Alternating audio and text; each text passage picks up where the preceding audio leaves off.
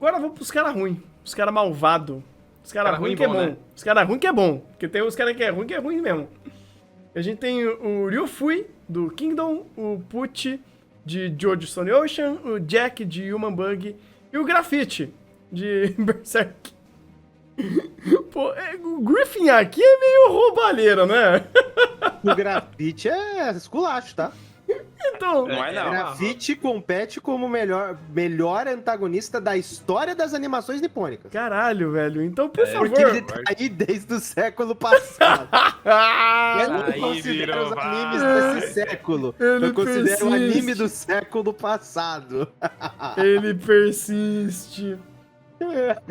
Vai, Eu tô vendo o roubo, mas vai, Igor, fale. vai, Grafitinho, quem que é o nosso querido menino bonito, da pele lisinha, de cabelo dourado, prateado? Ele é a exemplificação do egocentrismo, né? Hum, Ele é gostoso, então por isso as pessoas chegam próximo a ele. entendi. Ele controla todo mundo como peão. E tem essa visualização. Ele visualiza a si mesmo como líder, né? E as pessoas também visualizam ele como líder justamente por causa disso. Pela aparência dele, pela forma como ele fala, pela forma como ele age. Ele é extremamente carismático e coercitivo. E dentro do aspecto de antagonista, ele literalmente se degladia com o Guts no âmbito das ideias e de como fazer coisas, e principalmente do que não fazer. Porque tem uma certa situação aí que é complicado. Mas a ideia de antagonizar, a ideia de antagonista, ele de fato porque ele antagoniza muito a perspectiva do Guts, o protagonista da história.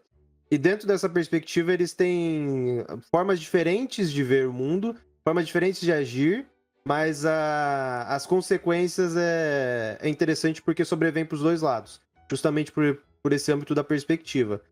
E dentro de um contexto do mundo de Berserk, que é extremamente pesado, bruto, e tem uma realidade, assim, desastrosa, distópica, pro contexto de época, é bem interessante porque o antagonismo das ideias tem contexto.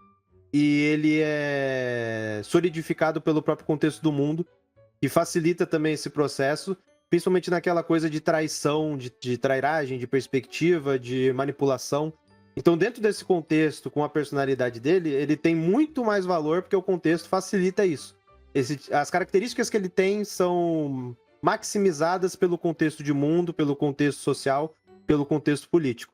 Além do que, o ponto do antagonismo dele é uma certa cena com casca, né? Literalmente uma cena com casca. Então, que aí solidifica não só um antagonismo, mas o lado dele como vilão e o ódio também que ele tem pelo que ele passou. Então, cara, assim, como ele é antagonista, ele é um baita de um personagem e ele cumpre muito bem esse papel. E eu acho interessante porque, mesmo que seja um pouquinho, assim, não vou dizer forçado, mas meio que superficial a ideia de que tem é uma falsa equivalência mesmo. Porque ele sofreu muito, aí depois que ele sofreu, ele teve essa atitude. Como se fosse uma maneira de justificar. Que de fato não justifica. Mas é um ponto interessante pra dar mais camada pro personagem, pra falar, ele só é babaca porque ele é babaca. Não, é aquela coisa de ter uma base, de ter um contexto do porquê que ele age daquela forma. Mas como personagem, assim, ele é bem interessante e ele cumpre bem o papel dele como antagonista. Caramba. O Griffin, eu sempre ouvi falar dele, mas eu nunca vi Berserk, então... Grafite! Grafite, pronto. Grafitezinho. Obrigado. Né? E o nosso padre, Rafa? Pô, mas aí... É aquilo. Eu não vi Berserk, até porque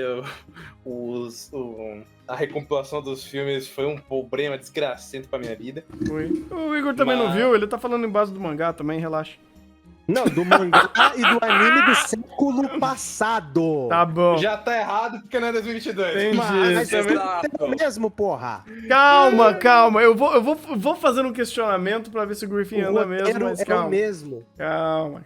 A gente já Calma. conversa sobre isso, mas vamos pro padre. O padre. Pô, o Push tem uma coisa. Primeiramente, não é apenas Push.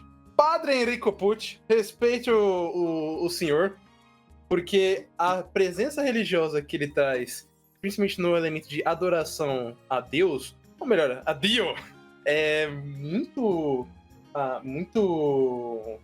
forte dentro do contexto da série, que inclusive traz esse elemento de clímax, de todo mal se originou com o Dio. Então, nada mais justo que o clímax, o grande vilão desse arco catártico em Jojo, como uma franquia, seja um dos seus maiores adoradores. Então ele traz esse elemento religioso muito bem segmentado, inclusive. Ele não é tão caricato ou ele é o esquisito de Jojo, mas ele não sai muito fora da realidade desse... Ele é um esquisito no anime que tem bizarro no nome. Exatamente. Ele tem o contexto do bizarro. Mas ele ainda segmenta muito bem esse contexto da adoração e da religião. E ele tem algo muito semelhante ao próprio Griffith, inclusive, de seu passado, que quando a gente vai compreender quem ele é, primeiro a gente tem muito desse elemento da adoração, envolvendo a relação dele com o dia ou com a própria religião em si. E principalmente a gente tem um momento, sem dar spoilers, mas muito complicado pra entender o lado dele. Porque ele traz uma situação que é completamente subjetiva em certas linhas de entender de onde se originou o problema da narrativa dele.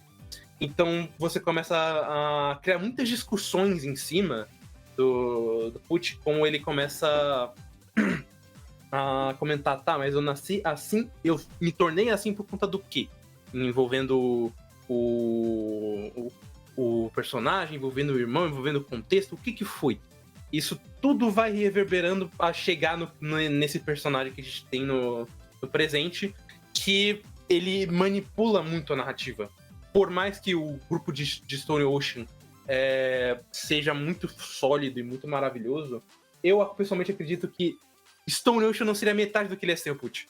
Porque o jeito que ele move a narrativa, o jeito que ele mexe nessas relações, e até muito presente, muito ameaçador, muito imponente como um antagonista, cara, é muito válido. Ele, até que a competição de antagonista, inclusive, não é muito forte esse ano, vamos combinar, tá? Mesmo que a gente tenha alguns bons candidatos. Mas o Pucci eu vejo, assim, disparado o maior presente, o que mais merece ser premiado por essa função. Uhum. Eu vou ter que discordar do Rafa. Porque você tem o seu Kingdom, eu estou curioso. Exatamente. Quem é esse maldito aí? Joga vôlei? E o vôlei não joga, mas ele joga um reino inteiro em cima de você se ele quiser. Oxi. Opa, gosto. E eu fui, é o chanceler de Kingdom. Então é o cara que tá desde a primeira temporada de Kingdom puxando as cordinhas por detrás de tudo. E esse não só desde antes da primeira temporada, né? Historicamente ele é o chanceler que acompanha e puxa as cordinhas do reino onde se passa a história de Kingdom desde antes da geração anterior ao do Sei. Do pai do Sei ele já tava puxando as cordinhas. O Ryofui originalmente era um comerciante, ganhou muito dinheiro e foi subindo na vida a ponto de virar o braço direito do imperador, do rei. E quando o imperador morreu, ele assumiu o posto de chanceler interino até o filho atingir a maioridade, que é o ponto que nós estamos nessa quarta temporada de Kingdom. E o Ryofui, ele é o antagonista do Sei desde o início da primeira temporada. Desde o início da primeira temporada, desde a primeira temporada, o Ryofui é o personagem que está ao lado do Sei, mas ativamente maquinando os objetivos para antagonizar o Sei e tomar o poder, que é a disputa que é a catarse dessa quarta temporada. E é interessante como ele faz isso, não como ora como vilão nesse parte, mas ora como um ponto de vista literalmente antagônico, como um ponto de vista diferente. E ele é, dentro da narrativa de Kingdom, esse boss insuperável, esse político insuperável que saiu de um mercador de armas, vamos dizer assim, pro chanceler, pro braço direito do imperador, e que trouxe consigo toda a bagagem, não só de influência política, mas de conhecimento de influência econômica. O início dessa temporada, um cara falando pra ele, pô, o rei vai ser coroado, né? O rei vai ser coroado, eu acho que eu vou ter que começar a fazer algumas coisas um pouco mais.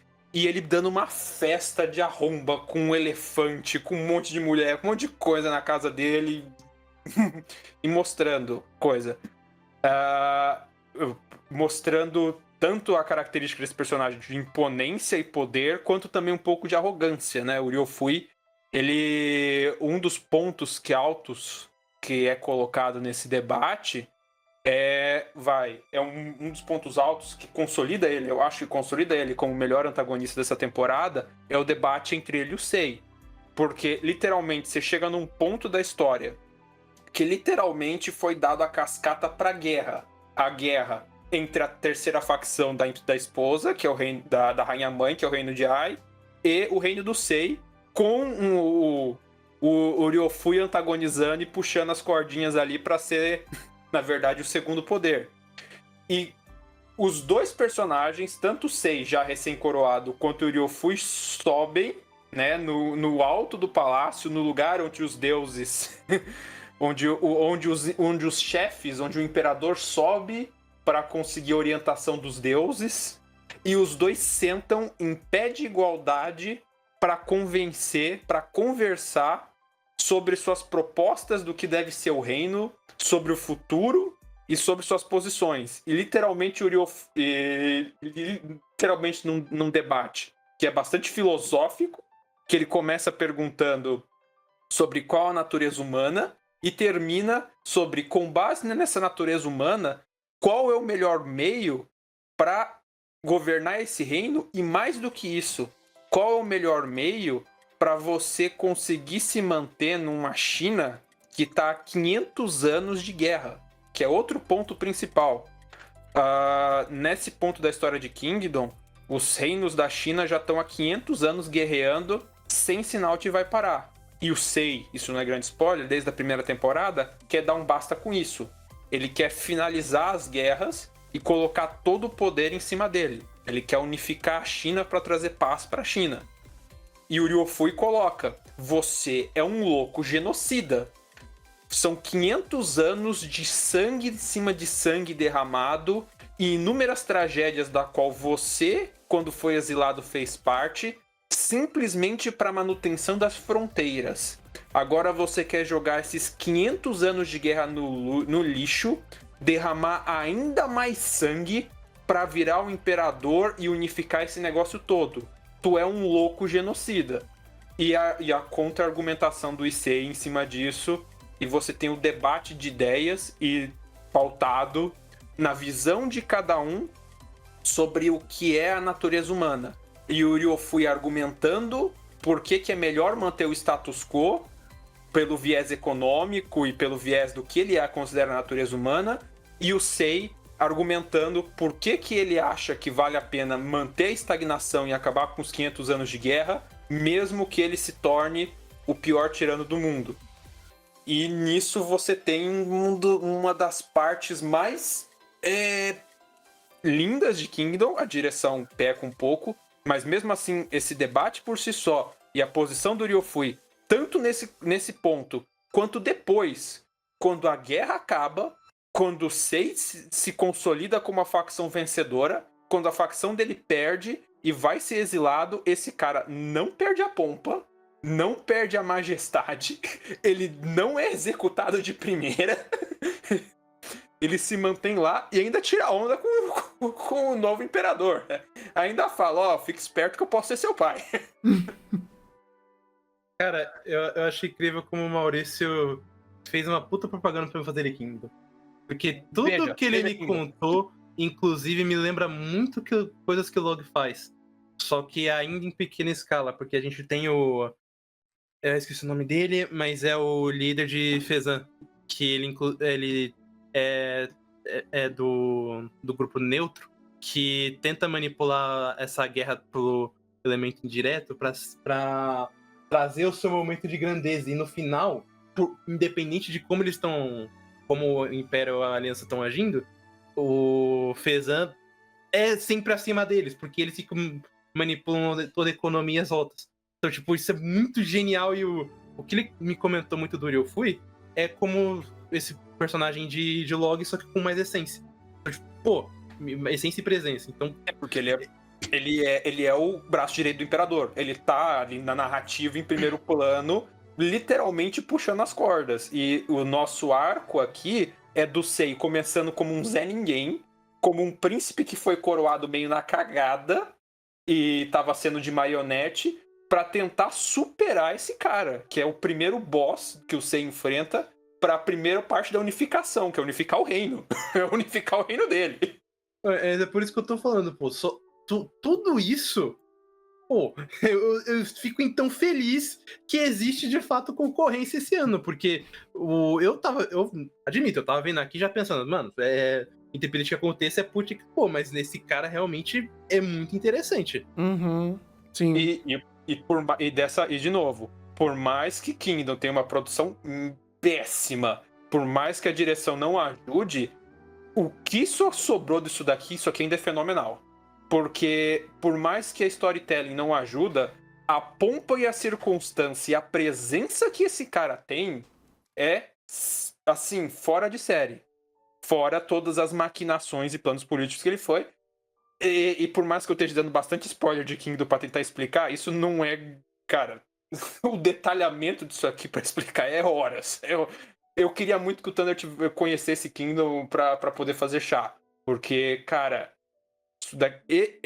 esse é um dos personagens muito brilhantes de Kingdom. Que legal, cara. Ver Kingdom na altura do campeonato tá um pouquinho fora do meu escopo. Sim, eu sei. Mas seria legal, seria legal. Tô gostando também bastante das coisas que você tá contando. E por último, não tão... tá um pouquinho longe de...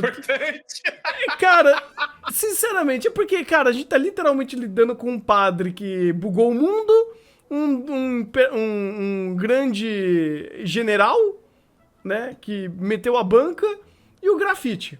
Então o Jack de Human Bug, ele tá fazendo dele, é humilde. É o patinho feio. É o patinho literalmente feio, né, porque a produção de Human Bug não é lá essas coisas. Mas e também tem esse ponto também. A produção de Human Bug é extremamente simplória. Ela é honesta em ser simplória, mas ainda ela é muito simplória. E, cara, o conceito do Jack não é ruim. Porque ele literalmente é um stalker a um nível muito perigoso, onde ele tem... Ele basicamente é o cara que colocou o nosso protagonista no corredor da morte. Vamos colocar esse pequeno spoiler aqui. Ele literalmente criou toda uma situação pra destruir a família dele, porque ele era stalker da mulher dele. Ele tentou investir nela várias vezes, ele literalmente stalkeou ela, perseguiu ela em alguns países do mundo, porque ela estava fazendo um tour. E a um ponto dele trancar a garota num prédio abandonado e ficar brincando de slasher com ela, com uma Magnum na mão. E aí o protagonista consegue salvar ela, tal, esse tal de Jack toma um chá de sumiço, e a vida dos dois continua. Só que em um determinado dia esse cara volta. Volta e volta puto. Porque ele literalmente começa a fazer um puta de um plano, arquitetar um puta de um plano pra matar o protagonista e continuar tentando sua investida com a garota. E ele meio que consegue mais ou menos, porque ele prende o cara, coloca no corredor da morte, aí começa a história, inclusive, de Human Bug, com o protagonista estando no corredor da morte, sobrevivendo ao corredor da morte, sobrevivendo a um monte de questões, e o Jack literalmente lá nos bastidores, vendo tudo isso acontecendo e arquitetando cada plano pra tentar matar o cara. Então, chega um ponto que ele coloca a cabeça dele a prêmio numa cidade... Era na Venezuela? Eu não lembro exatamente qual país. Era na Venezuela. Era na Venezuela. Era uma cidade super pobre. Ele literalmente colocou a cabeça a prêmio dele numa cidade extremamente violenta com um monte de facções. Então, chegou no momento final que ele tava no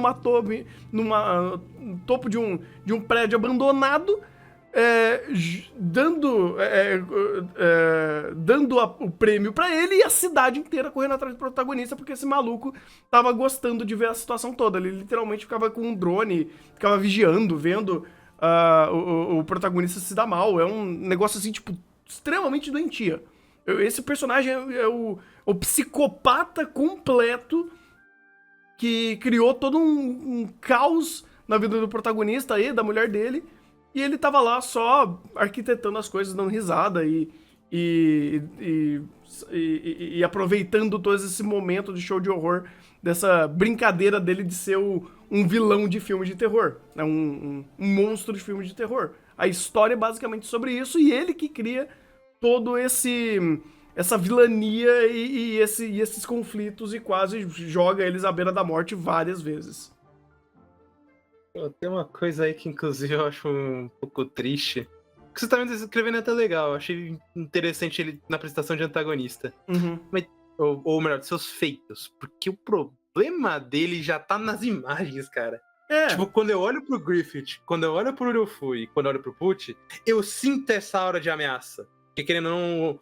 Olha pra cara dele, é o Paspalho. Isso é o ponto, mano. Olha essa cara de complicado. pastel, bicho. A cara do Fred do desenho da Velma. É complicado. Não, é complicado. É complicado. É difícil, mano. Não, por isso que eu sei, ele não ganha, ele não chega nem perto. Não, a história mas dele é divertida. Você usou um adjetivo certo, Thunder. Vilania. A gente Sim. tá procurando antagonista. Sim, Exato. ele é um bom vilão. Ele é mais vilão do que antagonista. Exatamente. Inclusive, esse é até o ponto que eu vou puxar um pouquinho de sardinha pro que o Maurício falou. Porque, pra mim, antagonista... Pô, vou pegar uma perspectiva diferente. Pra mim, qual foi um dos melhores antagonistas que eu vi? Mas assim, antagonista mesmo, não puxando tanto pro vilão, porque senão eu vou pegar o Makishima Shogo do Psycho Pass. Mas pegando mais pra antagonista de ideias, não tanto pra vilania. O Alexandre o Grande de Fate Zero. Porque ele tinha presença, ele tinha ideias, ele tinha perspectiva e ele tinha carisma. E ele antagonizava por meio de diálogos e ele colocava o ponto de vista dele. Tanto que tem a fatídica cena do Encontro dos Reis, né? Aquela puta que pariu. Que é literalmente essa descrição.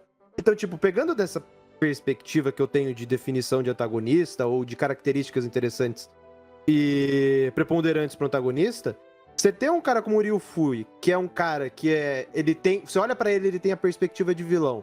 Só quando você pega as características das ideias, da forma como ele antagoniza as ideias, você tem uma perspectiva, uma resolução plausível. Faz sentido que ele tenha aquela perspectiva.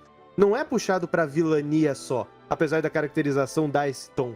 Mas caracterização visual de character design. Mas quando você tem perspectiva de ideias, ele coloca essas ideias, debate, e em cima dessas ideias constrói um antagonismo, é muito mais plausível e aceitável do que o antagonismo construído ou mensurado pela força. O cara é foda, então ele pode antagonizar todo mundo. Beleza, o cara é foda e pode fazer, mas só que se ele tem as ideias fazem sentido, faz com que o personagem tenha mais base, tenha mais impacto. Acaba que tendo mais valor negativo, literalmente. Então, tipo, eu acho interessante dessa perspectiva, porque pela descrição que o Maurício fez, ele é literalmente isso. O Grafite, ele tem muito menos tempo pra isso.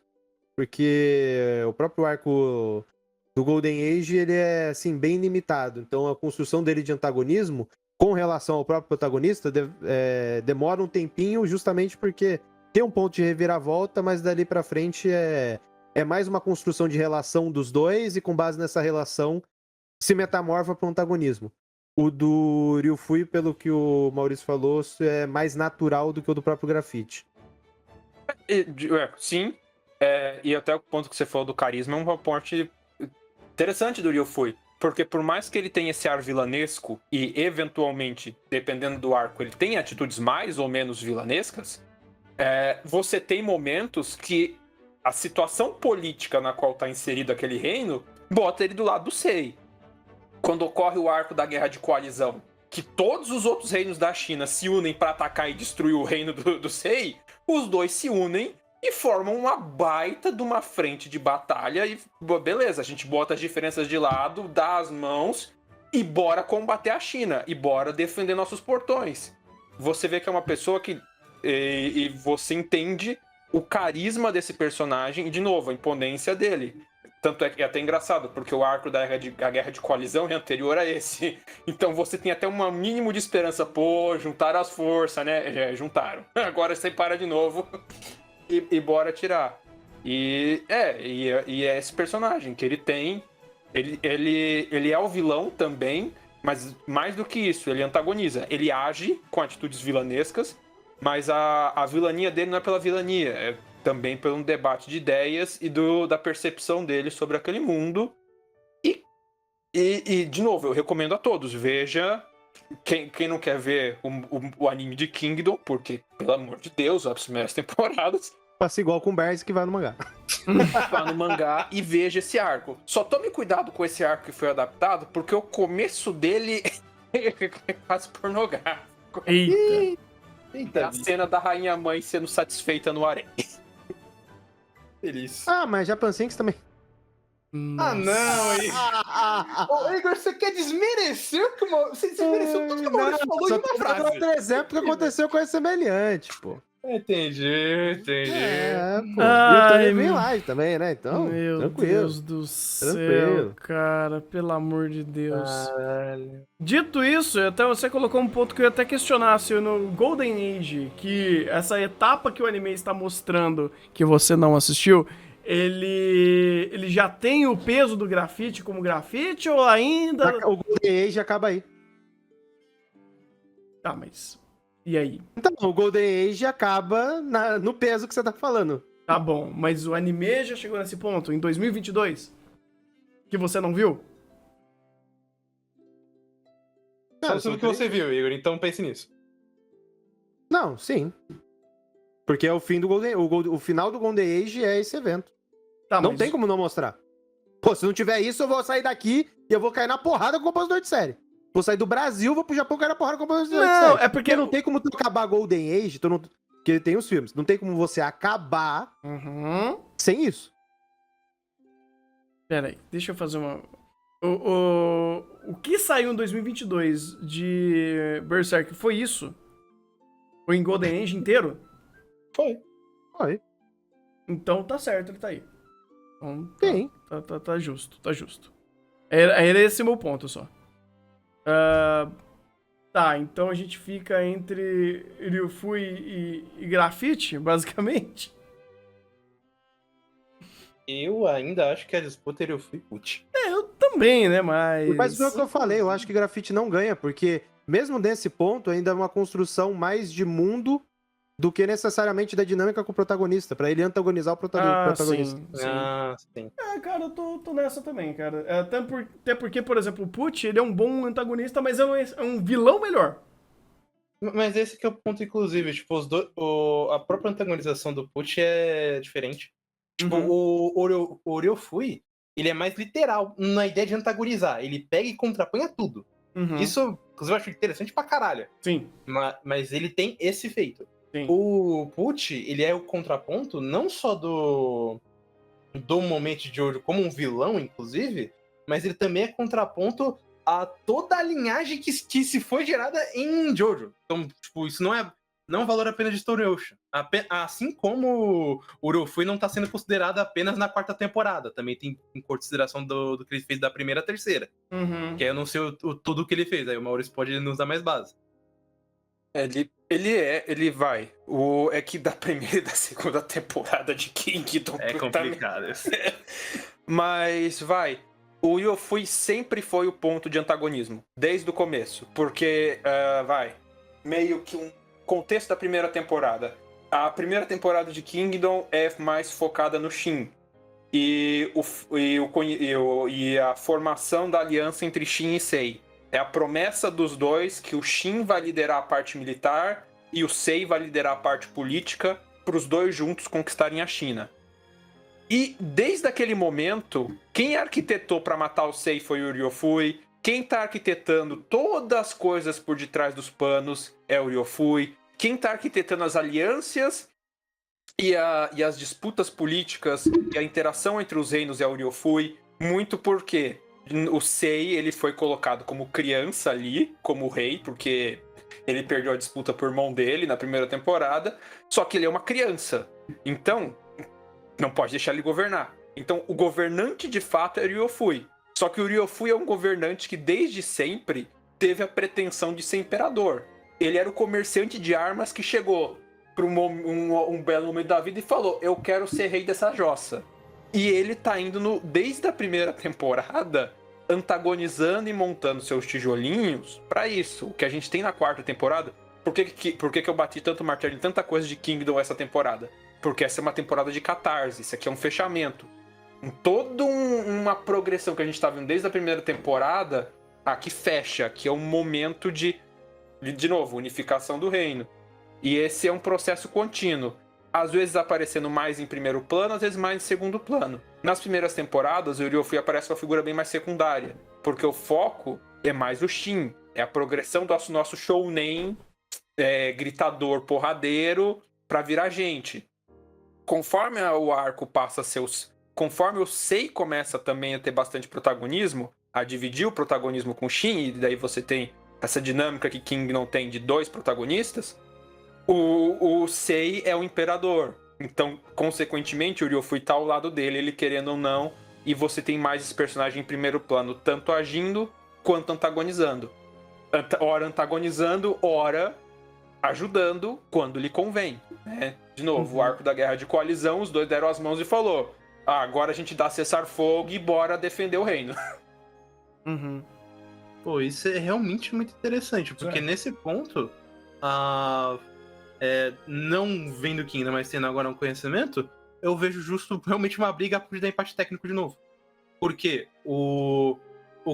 a presença de antagonização e de presença de enfeitos de Kingdom do Ryofui é muito forte, a presença política dele, principalmente, é bem grandioso.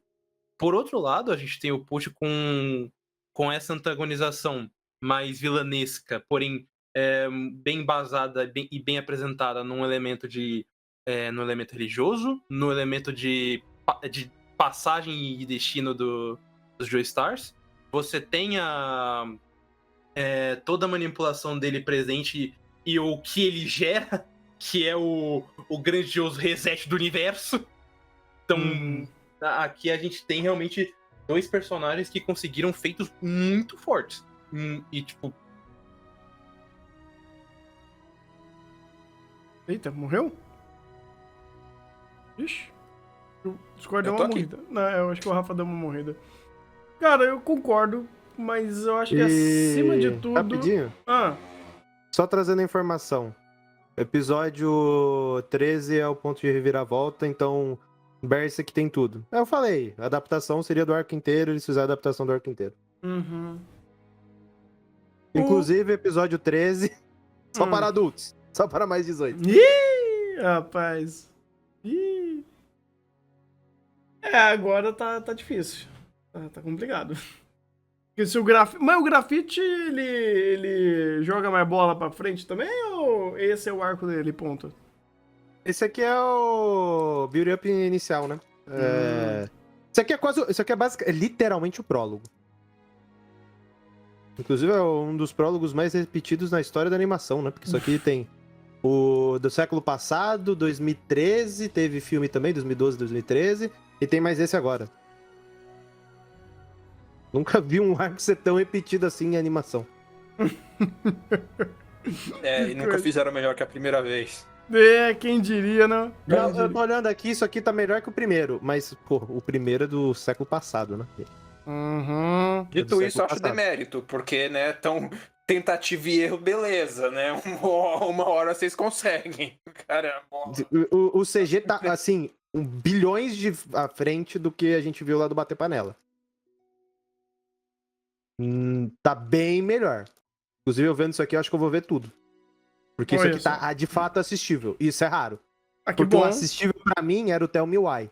Tu entende isso, cara? O Ah, assistível pra mim era o Tell Me Why. mas eu o tô vendo aqui. Tell era forte. Fala Sim, dele. era forte, mas isso aqui tá de fato assim assistível. Acho que eu vou passar ele na frente do Gostinho de Chechel. Legal, Mas legal. Abemos direção também. Abemos direção. Uhum. Então, já que o monstro tá na sua sua forma máxima E vem forte. e vem forte, cara, é um triplo empate técnico, basicamente. Mas eu vou ser justo. Vamos lá. Meu ponto. Não vi o grafite. Entre o Pucci e o Ryufui, que eu também não vi, eu gostei muito do que o Maurício falou do Ryufui. Acho que ele é muito mais impactante e a forma que ele ramifica em ação de antagonismo é muito forte. O Pucci também ele tem isso, só que é uma história um pouco mais linear a esse ponto. O Ryufui, ele trabalha vários outros âmbitos, ele está ali articulando de uma forma visível, debatendo e estando ativamente ali. O Pucci, ele sempre está arquitetando um pouco mais debaixo dos panos, sombrio, pegando o pessoal no contrapé, que também é muito bom o que ele faz. É o meme do Sou Sombrio, né? Tô sombrio hoje. Pois é. Não, ele faz pelas sombras, não que ele faz de uma forma sombria. Ele também faz de forma sombria, mas, enfim, tá tudo certo. Mas eu ainda vejo que o Pucci, ele tem muito mais força em âmbito de vilão do que apenas antagonista. No âmbito de antagonista, Ryufui, eu acho que me vendeu muito mais a ideia. Inclusive, qual que é a ideologia do nosso querido Pucci?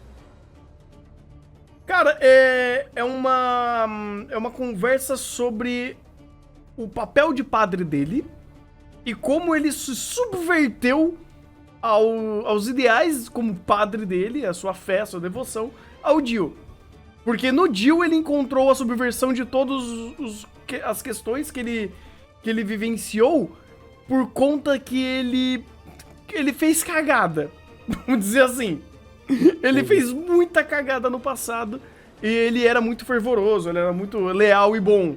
A partir do momento que ele errou, pensando que ele estava fazendo certo, ele entrou numa espiral de conflito interno sobre o certo e errado. E o Dio iluminou ele.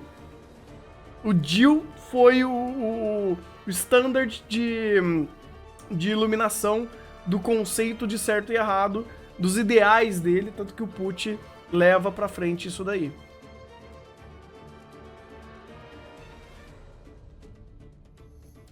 É, como se fosse um antagonismo, mas um antagonismo baseado numa perspectiva própria. Sim, sim. Tanto que ele antagoniza o próprio...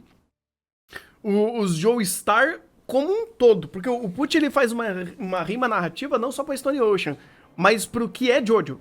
Tanto que o final, né, os pináculos da série, dessa temporada, é justamente isso. É ele subvertendo o que é o próprio Jojo. O que é a família Joestar, o que é o mundo em si.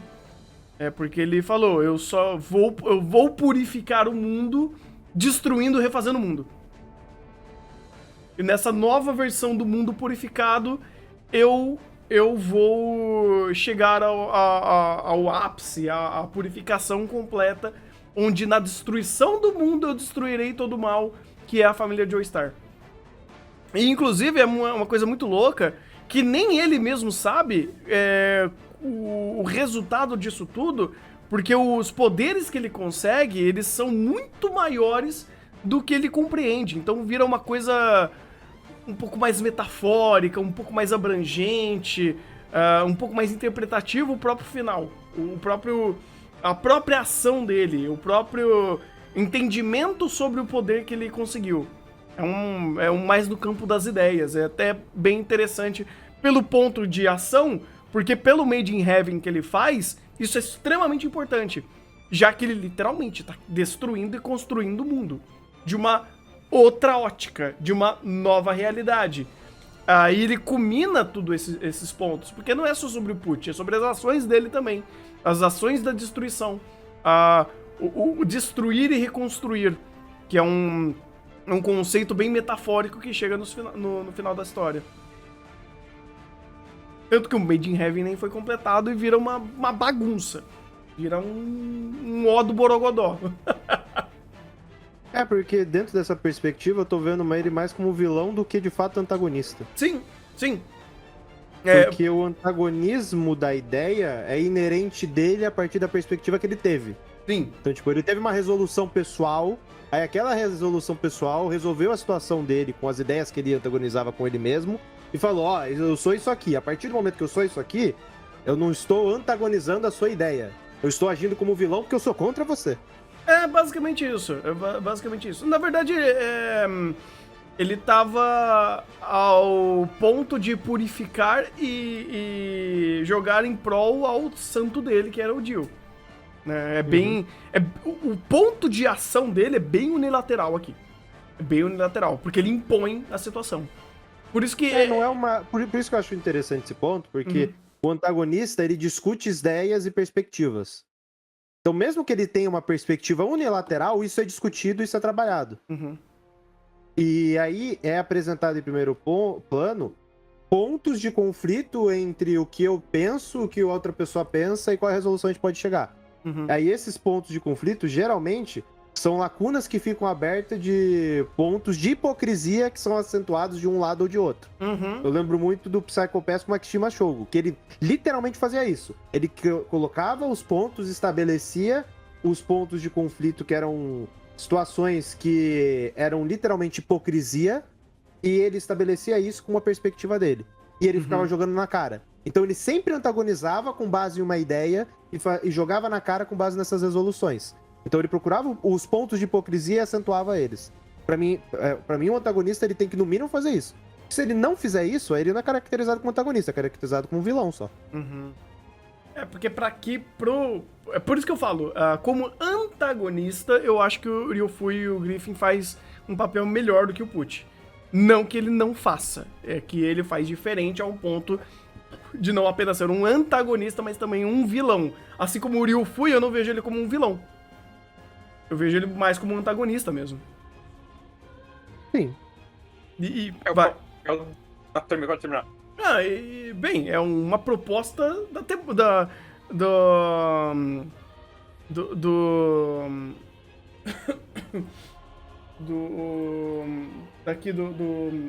oh, meu Deus do céu. Eu buguei. Não, vi que tá bugou. Meu Deus do céu. Da bugou. categoria melhor antagonista. Então, se é melhor antagonista... Até porque o melhor antagonista não precisa ser necessariamente um vilão. Na verdade, ele não precisa nem ser vilão. Sim. É uma coisa que, sei lá, se a conversa entrou a esse ponto, e é que geralmente a gente também nem tem tantos candidatos assim, pra bifurcar a categoria, né? Fazer melhor vilão e melhor antagonista. Mas se fizer sentido pro futuro, a gente pode até colocar também. Mas quanto a antagonista, sim, Ryufui e Griffin eu vejo mais essa situação. Grafite, cara? Pelo amor de Deus, cara, não é difícil. O Maurício, você tem mais base de Berserk pra dar fotinho pro grafite também? Que isso? Não tenho, e o fato de isso aqui ser uma releitura pela não sei quantas vezes no anime do século passado me bota mais forte de levantar a bandeira a favor do Ryufui. Eu tô fechadão com o Ryufui também, cara. Mas falando sério, eu não conheço eu sei o básico da história de Berserk, eu tenho uma noção do que é essa casca que envolve aí essa conclusão. Ô Thunder, me manda o Pix aí que eu vou pagar Berserk. Pronto. Pronto. Ok. O que eu conheço do Griffith, do pouco que eu sei, é do que eu já ouvi sobre o Berserk, eu vejo ele sendo mais caracterizado como o vilão duas caras, o cara que traiu o protagonista, e ele é mais que eu vejo as caracterizações dele mais como vilanescas. Eu sei que é um personagem muito aclamado na questão da história, do que é Berserk e tudo mais. E eu não sei, de fato, a comparação do Ryufui. Eu não sei qual é o ponto de profundidade desse personagem, o quanto que de fato ele antagoniza o Guts diretamente, ou isso é só uma consequência das ações e toda essa situação. Eu sei que eu sustento que o Ryofui é um palho duro de roer essa temporada, tudo que eu já falei, e a questão de antagonista e vilão, cara, eu acho isso questão de separar a categoria, eu acho que isso é complicado, porque, eu vou pegar o próprio da bandeira que eu tô levantando, o Ryofui. O Ryofui varia, dependendo da posição que ele tá. Tem hora que ele age como vilão. Tem hora que ele tem arco de Kingdom, que ele mandou o Ugly Bastard pra, né, fazer você sabe o que com algumas personagens femininas. Uhum. Tem tudo de vilão. Tem arco que ele tá antagonizando. Tem arco que ele tá, vamos dizer assim, ele é contra o Sei, ele ainda antagoniza as ideias, mas junta e vai. De novo, você tem toda uma conjuntura política, as disputas políticas em Kingdom que faz esse personagem transitar. Ele não é preto no branco. Ele tem os seus tons de cinza. De maneira geral, ele mais antagoniza que vilaniza. Mas é um conceito mais fluido o negócio aqui. Ah, tá. Faz sentido. Se ele tem essas camadas também, eu acho que os três em si, eles também têm o quê de vilão. Porque o Griffin também tem isso. Ah, não, imagina. Não, só estuprou a casca, só Então. fudeu a vida do Guts. Então. Só foi até o reino, comeu a filha do rei e foi preso. Porque ele tava frustrado. Então o que eu vou fazer? Quando você tá frustrado, você faz o quê, Thunder? O Grafite, quando ele tá frustrado, ele invade o palácio e come a filha do rei. Simples É assim. assim que ele lida com a frustração dele. Eu tenho outras coisas pra dizer. Essa descrição do personagem me faz pensar outras coisas do Grafite. O Grafite é fogo. Pô. Em comparação, o Ryofui, quando fica frustrado, joga na cara de todo mundo. Eu podia ter feito esse cara aí, esse aí podia ter sido meu filho, cala a boca que eu podia ter sido pai de todos vocês. Eita, nós. Porque Enquanto ele fala, o Grafite faz, né? Em geral, uma época. Enquanto ele fala, o Grafite faz. É porque nessa época do Ryofui não tinha ratinho. Por isso que ele não sabe se é filho ou não. Ele tava contando os meses pra saber se era filho ou não dele. Ah, tá. Meu Deus. Cara... a gente tem que desempatar essa porra, né? Como assim? Você ainda tá inflexível ao Grafite, certo? Não, pô, já falei, eu fui. Eu fui. Ah, tá. Já faz tempo. Caraca, Tânia, o Cloyster tá tão forte assim, pô? Tá difícil, cara. Caraca, cara, eu falei uns 20 minutos atrás, eu acho. Por isso, eu não lembro. Aí é foda, 20 minutos é tempo demais, né? Então tá aí, gente. E o chat me avisou que já pagaram os filmes de Berserk. Já. Os filmes tá lá na lista. Os filmes de 2013. Né? Não, é o 2016, calma. Calma que ainda... calma, ainda não estamos nesse nível de trauma. Quando pagar o Berserk do século passado, aí vai ser bom. Foi complicado. Nível de... Vamos lá gravar mais uma parte dos awards, a quinta, né, o quinto vídeo entre aspas, né, que é de categoria. Isso daqui já se desmontou e desmembrou em várias partes. Isso daqui tá parecendo Shingeki, porque tá extremamente longo. E agora vamos falar dos piores protagonistas, com a Karen de Shumatsu no Harem, o Gaku Yuneda de Platino End, o cientista, né? O Zaraki de Platino End, o Keiaru de Rikekoi, que eu não dei nem o trabalho de procurar o nome dele, a Shizuru de Hiroine Tarumono e a Wise de Ruby, Ice Kingdom, que teoricamente é a protagonista, mas aí ela também tem um pouquinho de quê de Eren aqui, né? Protagonista ou antagonista? É os dois. É o Eren. Ela é o Eren. Ela é o Eren, por isso que eu falei, ela é a protagonista, porém ela é a antagonista. Porque é o Wise, então vamos... Erenzo tá errado. Então, literalmente, já vamos até entrar nesse quesito com a Wise, porque, cara, ela é a protagonista da história, porque ela que gera toda a implicância do conflito, porque o mundo é dela, Porém, ela antagoniza tudo porque o mundo tá antagonizando os personagens que estão invadindo o sonho dela. Então ela, teoricamente, é a protagonista com o papel da antagonista, ou vice-versa. Nem a história sabe porque Ice Kingdom é uma bosta, não é bem escrito e até isso eles erram. O problema é que isso implica até na personagem, cara, porque a Wise literalmente vira uma fascistinha de merda, eu posso dizer. Porque...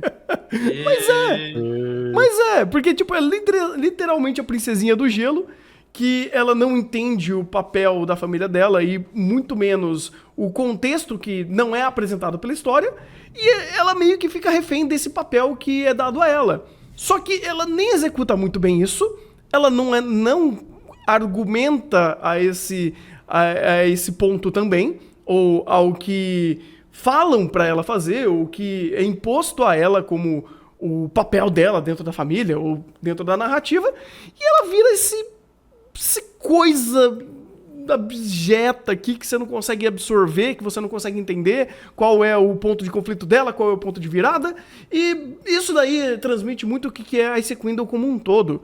E ela ser uma péssima antagonista e protagonista também advém desse roteiro horrível. Então, cara, é até difícil ela ganhar, porque não é só culpa dela. Mas ela entra muito forte aqui também como uma candidata. A Wise, eu não acho que ela ganha, mas ela representa uma coisa que... Acho que tirando a Karen, mas é porque eu não vi Shuramatsu no Harem, então não sei. Uhum. Mas todos aqui têm algo extremamente comum, que é a extrema dificuldade de apresentar a motivação desse antagonismo. Porque você pega o Yoneda, ele é o cientista indo contra Deus. A Shizuru é a stalker de idol e a culpa dos idol.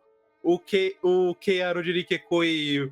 por favor, seja abusada porque você não é normal. E a Wise talvez seja o mais direto nesse sentido, porque a história é sobre uma construção da psique da Wise. Então, ela ser a própria antagonista dessa narrativa faz sentido. O problema é que o que a gente menos vê é a construção dela. A gente entende, ela tem problema com a mãe. E foda-se, né? Porque isso não serve pra nada. Ela tem essa... falta de entendimento da própria família e do que eles fazem. Foda-se, né? Porque isso não serve pra nada. Então, tipo, eu não acho que ela ganhe nessa lista, porque essa lista tá muito forte. Mas ela, de fato, é pelo menos a maior representante de um dos maiores problemas pra esse elemento do antagonista. Se você não constrói ele pra justificar ele estar indo contra a narrativa, ou contra só o protagonista que for, vai ser uma desgraça. E ela é dito e feito porque ela é a própria antagonista. Sim, ela concatena muito bem esse conceito, cara. E a Shizuru de Heroine? Cara, é que tá. Ela é um caso engraçado porque ela antes era só uma figurante normal. Ela não aparecia, tipo, até o episódio 9, 10. Aí a série resolveu entrar num arco de escândalo de idol. Porque a protagonista Hiyori, um grande amorzinho da temporada do ano, inclusive, infelizmente ela não conseguiu entrar em nada. Ela tava se dando meio com os idol lá, porque ela era gerente, e ela ficou com uma inveja por ser stalker deles. Aí, qual que é o problema? Não só o diálogo dela é muito porco, de ódio aos idols, tipo, não tem base nenhuma, que teoricamente faria sentido, porque ela é só uma fã vidrada, mas a narrativa cria algo parecido com o que é o próprio Oneda, no sentido de... Então, ou melhor, o Yoneda não, o Quero, porque o que está certo é o discurso dela. Então ela começa a falar, pô, mas eu sou só uma fã que ama vocês. E eles, pô, realmente, você é só uma fã que nos ama, e começa a lá no coitadismo. Isso vai muito contra o que o próprio Heroine tava querendo construir de, pô, tua vida não é só os idols, você pode gostar deles, pode ser influenciado por alguma coisa, mas você não pode levar a sua vida a isso. Chega nesse arco final, a Shizuru é simplesmente jogada aqui pra falar, não, então, eu amava esses idols, agora eu vou morrer porque eles não me amam mais. E meio que a história da virada, tipo, ela está certa, né? Olha como isso é triste. Vocês não têm pena dela, apesar dela ter destruído a vida de pelo menos umas 10 pessoas, incluindo os próprios idols. Pô, Aquilo que eu acabei de falar da Wide, pô, você não construía esse antagonismo direito. Primeiro que Heroine não precisava desse antagonismo. Segundo que a presença dela nesse arco torna as mensagens ainda piores. Porque realmente passa mais uma questão de coitadismo e a culpa é dos idols que não deram atenção aos fãs e não o fã psicopata. Faz sentido. Cara, agora já vou seguir a sequência aqui com o Keiaru, porque é grande complicado, rapaz. Esse é um candidato forte. Esse é um candidato forte, porque o nome dele já deixa explícito o que ele é, né? E em Irekekoi, o antagonismo dele não é necessariamente ao conflito direto com a Kanade, mas ele é um espectro de um erro, digamos assim, de você racionalizar o ponto de o culpado é a vítima, não é o cara que tá atacando, né? E ele representa isso por sua ação, porém, pra história, ele é um contraponto que quebra a narrativa de Irekekoi em dois. Porque quando ele é apresentado e o grupinho dele, né, vai sequestrar a Kanade e vai tentar abusar dela, ele pega toda a narrativa junto com o roteiro e joga no lixo. Porque em Irekekoi nada disso tinha acontecido até então. É uma virada muito abrupta pra história e é culpa, querendo ou não, do roteiro. Porém, diretamente conectado a esses personagens que também estão fazendo papéis horríveis aqui. E esse Keiaru, vamos dizer assim, ele já foi apresentado em alguns episódios anteriores, tentou ser um par romântico da Kanade, fez alguns experimentos, então esse personagem estava sendo construído e existia. Ele era até o bom samaritano, o carinha bobinho, bonzinho, somos amiguinho. E do nada vira a chave, vira o Keiaru, você fala, meu Deus do céu, isso daqui é fora de tom, isso daqui não tem nenhum sentido, e a utilização disso pra história é péssima, desastrosa, quebra o anime de Irekekoi de um jeito absurdo, e a força do antagonismo dele, ele destoa até da temática que é apresentada anteriormente. Porque quando ele tenta ser o antagonista, ele falando, então, tudo que você tá questionando, você tá errada, porque você não é uma garota de verdade, você não tem os trejeitos femininos de verdade, e você acabou me dando um fora. Então, eu tenho todo o direito de fazer o que eu tô fazendo com você. Isso daí é uma leitura péssima, é uma execução péssima, é um papel péssimo, é tudo muito ruim em volta desse personagem, cara. Eu acho que o principal eu não vi, inclusive. Eu tô, inclusive, tentando achar o nome desse arrombado de verdade, mas Por isso que eu falei, foda-se, não importa. Não perca seu tempo. Eu tinha até achado, mas eu falei, não vou colocar, ele não merece. A tag de Keiaru é mais que suficiente pra indicar tudo o porquê que ele tá aqui e a característica desse personagem. Não importa o passado dele sendo, entre muitas aspas, o bom samaritano. Porque é uma coisa até que o Thunder falou, o antagonismo aqui em Irekekoi é diferente dos outros, porque ele não é nos apresentado como um antagonista, como um contraponto. Ele é nos apresentado até os 45 do segundo tempo como um personagem que tá lá junto no cast, não antagonizando, mas andando junto, tudo mais. O antagonismo em Irekekoi, enquanto obra, é mais dos personagens com eles mesmos, se antagonizando, se questionando. Só que do nada esse personagem resolve ser o vilão da história e puta que lá merda, né? Uhum. É que aí que tá, de novo, eu só vi esse episódio, é um episódio forte, muito forte. Forte. Mas entra naquilo que a gente tá fazendo na nossa pré-conversa de entrar na gravação de quem é o pior? Porque o que o Keiaru faz é basicamente pegar essa conversa que, pelo que eu entendi, tava sendo resolvida, tava entrando no entendimento, e falar, não, sabe essas questões inteiras, você está certa.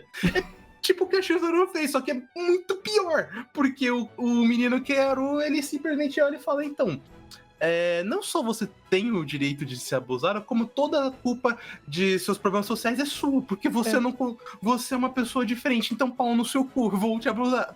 Pau no seu cu, inclusive, literalmente, pelo que ele queria. Uhum. É bizarro, cara, é muito bizarro. Não, é inclusive mais complicada, porque não é a questão de você está certo ou você está errado do Kiaru. Ele subverte a perspectiva, porque vamos lembrar que a Kanade dos episódios anteriores estava se resolvendo, estava resolvendo seus próprios conflitos internos em relação ao que ela se julgava como uma garota normal. O anime estava sinceramente desenvolvendo essa questão do problema das mulheres, de como elas são julgadas pela idade, por serem mulheres, por toda essa questão machista e pelo estereótipo de ser mulher, ser feminino. E o anime estava, de forma honesta, tentando apresentar os personagens, tentando desenvolver a Kanade, e a Kanade como personagem estava tentando se desenvolver para superar esses conflitos e superar essa própria insegurança. Só que simplesmente, do nada, ela chega no momento e fala: olha, não tô pronto para namorar com você, tudo bem? Aí o cara vira a chave e fala: como você não está pronto para namorar comigo? Como você não está se submetendo a mim? Sequestro, taser e eu achava que você era normal, mas você é anormal e agora Keiaru. Por muito pouco Keiaru, se não fosse um pseudo-ácido sulfúrico. Mas é outra merda. É outro problema. A cena dele dando taser no amigo dele que não tava obedecendo ele é um negócio tão patético. Porque ele começa a fazer cara de mal e fala: não, porque eu sou o verdadeiro Coringa da nova geração. Nossa, cara, é muito ruim. O problema... Desculpa, mas literalmente eu sou o novo Coringa. Olha como eu sofri na minha infância. Olha como meu pai me bateu. Eu sofri. Eu passei por poucas e boas. Eu entrei pra normalidade.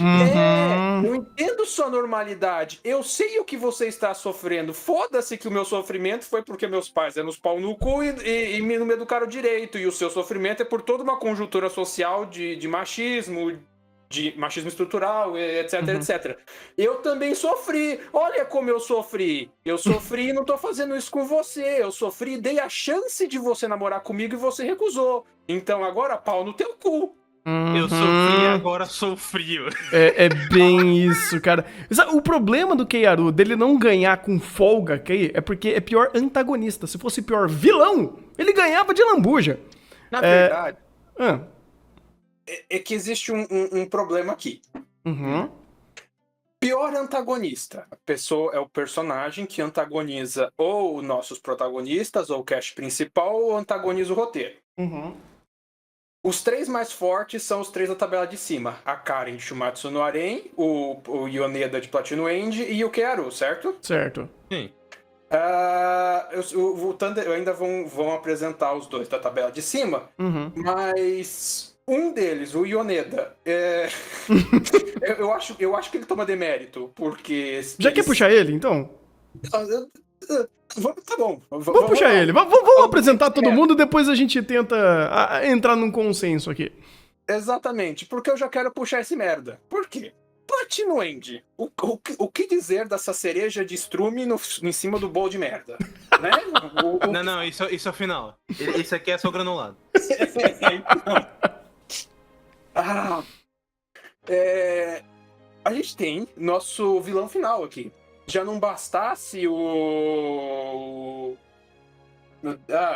já não bastasse o Itakoke Setubamen lá, o Tranqueiraman, a gente tem o cientista louco, ganhador de Nós Nobels, que resolve tirar estatísticas e dados do Instituto Tirei do Cu para antagonizar o nosso grupo de protagonistas do porquê que ele deve ser Deus e porquê que ele deve destruir Deus e as teorias que ele fez com um GIF do Photoshop no celular dele.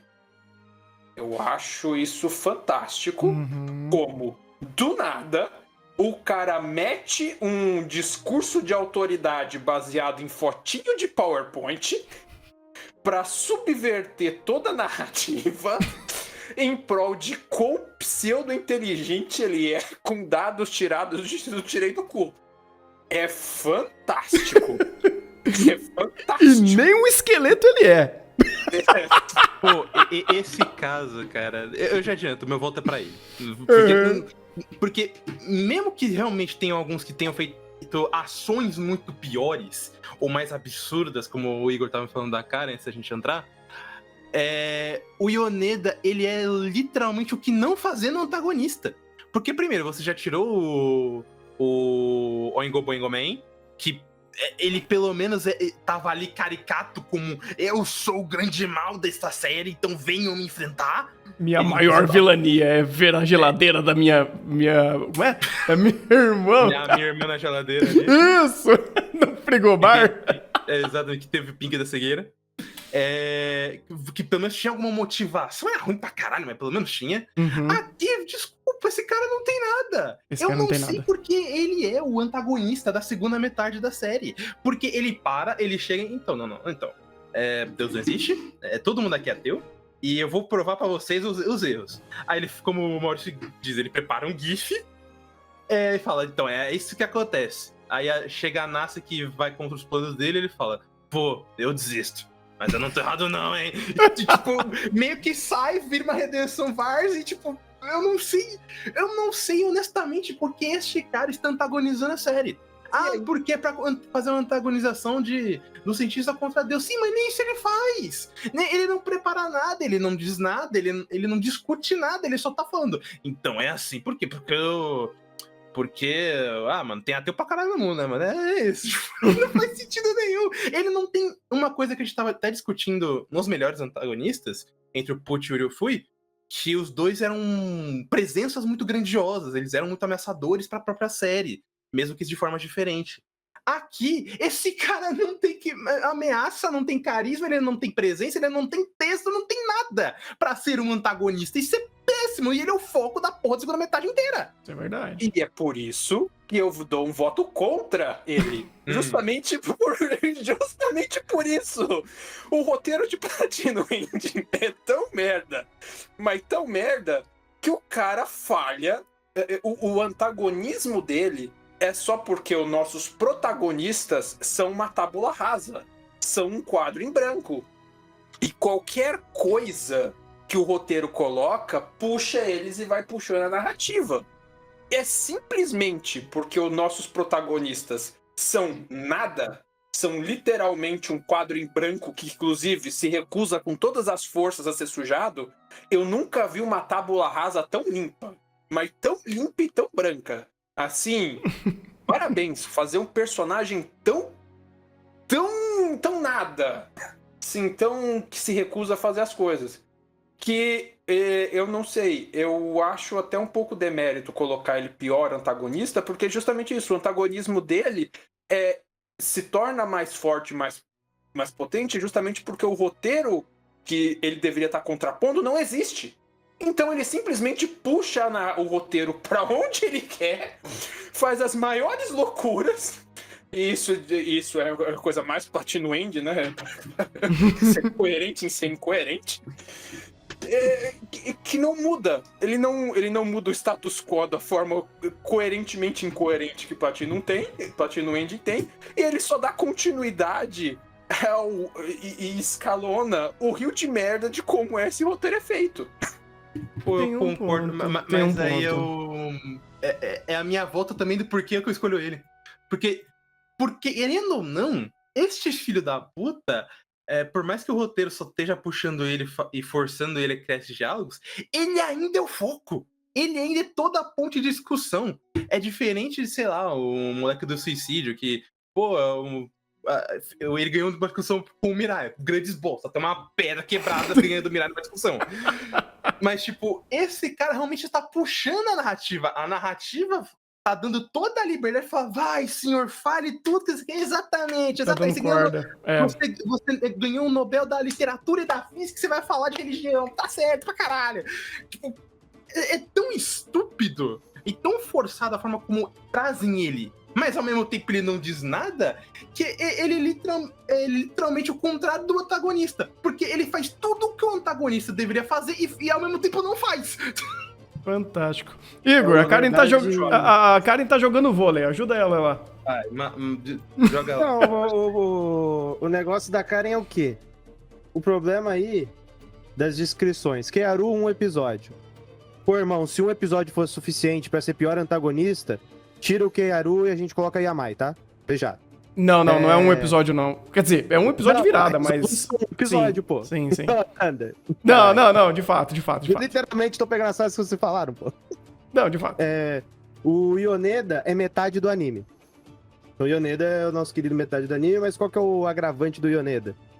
É que ele é o pior tipo de antagonista que existe. Que é o antagonista que ele fala que tem uma ideia, ele representa uma ideia, a ideia é sempre jogada para primeiro plano, assim, a todo instante, e a ideia não quer dizer nada. E quando chega alguém para discutir a ideia, a gente, ao invés de falar sobre aquilo, a gente fala sobre arco-íris. A gente fala sobre tufão. A gente fala sobre a Avenida Brasil. Mas não fala sobre a ideia que ele tá querendo defender. Então, tipo, é o mais angustiante tipo de antagonista. Porque ele fala que ele tem um conceito, ele chega pra falar sobre aquilo, e eles falam sobre tudo, menos aquilo. E quando eles chegam pra falar sobre aquilo, eles falam da pior maneira possível. Porque é um diálogo merda, uma resposta mais merda ainda. E aí você fala, pô, pelo amor de Deus, para de antagonizar. Para de dialogar.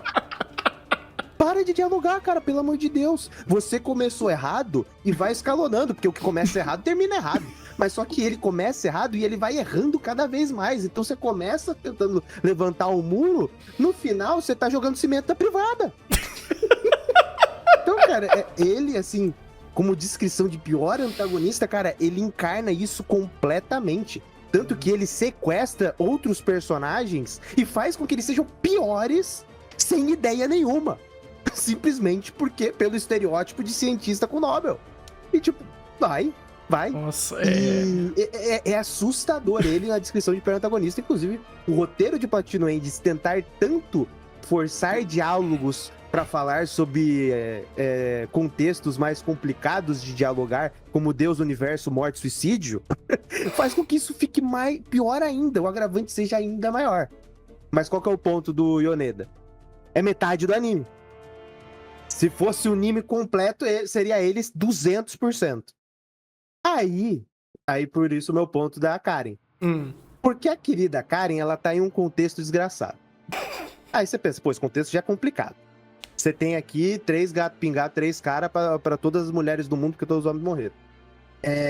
Aí você tem esse agravante, e o anime ele faz um excelente trabalho, ironicamente, né?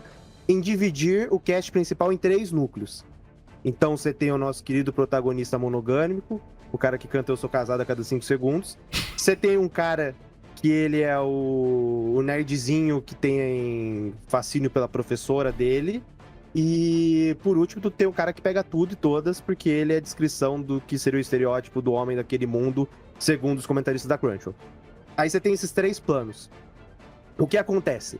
Ela é a única personagem que interfere em todos esses escopos. Ela interfere no plano A, ela interfere no plano B, ela interfere no plano C. O plano A ela interfere, que é o nosso querido protagonista, que é um pouquinho mais pro final. Ela interfere e muito no plano C, que aí seria do cara comedor de todas, e olha o exemplo, esse cara é o exemplo, olha, ele come todas, ele é o comentarista da Crunchyroll encarnado, porra. Ele é a perfeição.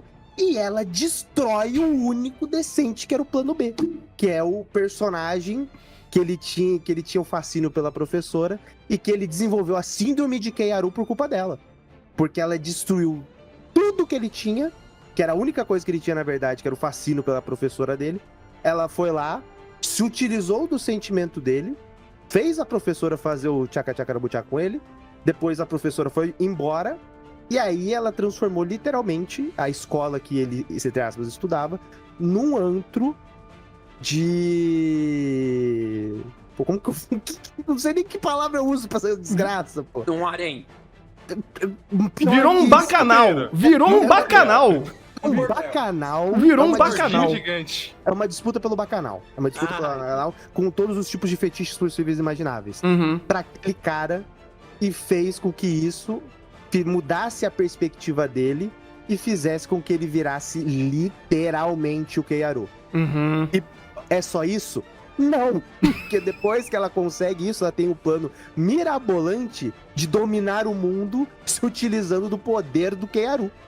Pô, ela consegue destruir todos os núcleos de personagem, ela consegue destruir o único personagem que tinha algum tipo de diálogo decente, porque era um gatilho de bullying, então era um... Foi um episódio, acho que foi o 5 ou 6, Foi. que a gente falou, pô, isso aqui não é Shumatsu no Harem. Isso aqui tá bom demais pra ser Shumatsu no Harem. Depois desse episódio, o anime foi destruído por ela. Ela conseguiu destruir o único episódio decente, a única coisa que tinha de decente do anime inteiro. E pra o não suficiente feliz, no final ela volta novamente com um plano maléfico de dominar o mundo e faz com que o anime vire um terrorista de... Tá ouvindo CSGO, porra. O plano terrorista dela. Cara, ela consegue afetar em todos os âmbitos perspectivas, no micro, macro, roteiro, personagem, desenvolvimento, que já era horrível de Shumatsu no Harem. Ela conseguiu destruir tudo que ainda era minimamente decente. Ela é literalmente o GOAT da destruição. Ela é literalmente o buraco negro dos animes. Ela é literalmente o toque de Midas inverso. Tudo que ela toca vira bosta. Parabéns, cara. Parabéns. Dito isso, Pode crer. me parece uma antagonista melhor que o Yoneda ainda. Cara, a gente tá diante a 3 casos completamente distintos e os 3 são péssimos. Mas é o pior antagonista. Pior antagonista, exatamente. Cara, e todos são péssimos de maneira diferente, eu acho incrível. Sim, porque ele é pior. Ele é muito. Tem algum que é muito ruim por implicar antagonismo e o outro por ser um antagonista. Então, tipo, um tenta fazer demais e é péssimo. O outro não faz nada e é péssimo. O outro, tipo, é um conceito e é péssimo. Então, eu fico nessa sinuca de bico, cara, porque os 3 são muito fortes. Tu viu os 3, tu que vai ser o Minerva aí. Viu? Você é o único que viu os 3, parabéns. Pera aí, então a gente tem o Maurício com o Keiaru, o Rafa com o Yoneda e o Igor com a Karen. Puta, aí você que vai ter que decidir. Me lascou, rapaz. Você Me decide. lascou. Eu já dei meus argumentos e o Thunder já rememorou aí a incrível... Nossa, doeu. Pois é. Não, por isso que eu falei. O falou assim, ó, pô, esse é péssimo porque ela faz demais destrói. Esse aqui, ele não faz mais, mas tu sempre puxa pra ele. Esse aqui só entrou uma vez, já descaralhou toda a série. Então e aí, Thunder, qual que é o seu veneno? Cara, é forte isso, é forte. E tem ponto que eu acho importante. Sim. Escolher um antagonista por um episódio é complicado, tá? Porque a gente tem mais de um caso nesse sentido. Não, mas é que assim, o Keiaru de Rikekoi é um episódio. Só que é um episódio que ele literalmente joga Rikekoi, a história Rikekoi, pro caralho. Duas temporadas, ele subverte a um episódio. Ele joga no lixo não pelo antagonismo, ele joga no lixo pela vilanização do personagem. Sim, eu concordo. Por isso que, pra mim, ele perde um pouquinho de ponto, porque é o que eu falei. Ele como antagonista... Vilão? A gente não tem pior vilão. E é uma conversa que a gente tava tendo sobre o melhor antagonista também. Porque tem alguns que são muito bons em ser antagonistas, tem alguns que são muito bons em ser vilões. Aí é uma conversa que a gente pode ter, sei lá, pros awards do ano que vem. Mas quanto a antagonista, realmente eu acho que o Keiaru tá um pouquinho abaixo do Yoneda e da Karen, cara.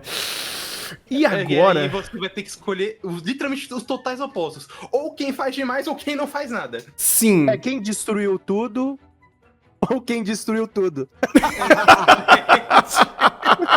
A omissão também pode ser causa de destruição, né, Yolanda? É verdade, cara. Omissão é omissão. Você tem escolha no RPG de não fazer nada. Exatamente. Cara, é um páreo duro. Joseph Fighter. É difícil, cara. É difícil. Mas não é difícil, não, pô. Isso daí é um castelo. É a Torre Eiffel. É um condomínio inteiro, filho. É um monumento, pô. Cara, eu vou com o Yoneda. Porque é muito complicado você conseguir atrapalhar um roteiro já atrapalhado. É muito complicado você piorar algo que já tá muito ruim. A Karen... Você pode descrever a Karen, por favor? Não, mas esse é o ponto, cara. A Karen é mérito dela no que ela faz ali, porque ela literalmente pega e sequestra a história pra ela. O Yoneda, ele consegue piorar algo que já tá muito ruim. Ele consegue desvirtuar uma história que já está em frangalhos. E eu acho extremamente criativo o quão ruim você consegue ser pra fazer isso daí acontecer.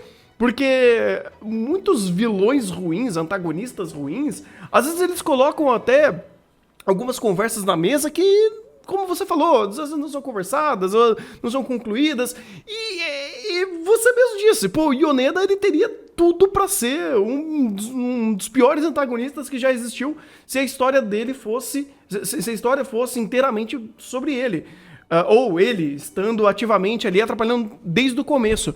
Porém, Platino End, ele já é tão ruim e tão eficiente em ser ruim, que ele entrar no meio pra frente e sobrepor tudo que já foi dali pra trás, pô, é genial! É genial! Realmente genial. Genial! Inclusive, pelas discussões que vocês estavam tendo, eu acho que a briga seria muito diferente se fosse a Karen contra o Tokyo Man. Porque os dois realmente fazem a mesma ideia de a gente tá sempre envolvido, a gente tá na manipulação, tá tão envolvido, destrói tudo. Mesmo que o tudo já seja péssimo. Se fosse contra o Maracutaia Man, seria de fato a Karen ganhando. Porque o que ela tá fazendo? O Corinthians Takara Man, ele não tem um antagonismo de ideia. Exato. O pior é que o Yoneda, ele tem um antagonismo de ideia. Mas ele não fala nada com nada. Exato! Esse é o ponto! O personagem que tem antagonismo de ideia e ele não fala nada com nada. Porra! É forte, cara. Caraca, tu tá querendo que o cachorro antagonize com o personagem, mas ele só tá latindo. Exato! É difícil, pô.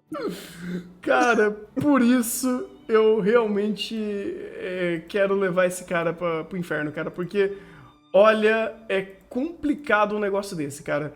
Então... Vamos lembrar, né? A resolução de Platino End não foi em porradaria. Foi em diálogo.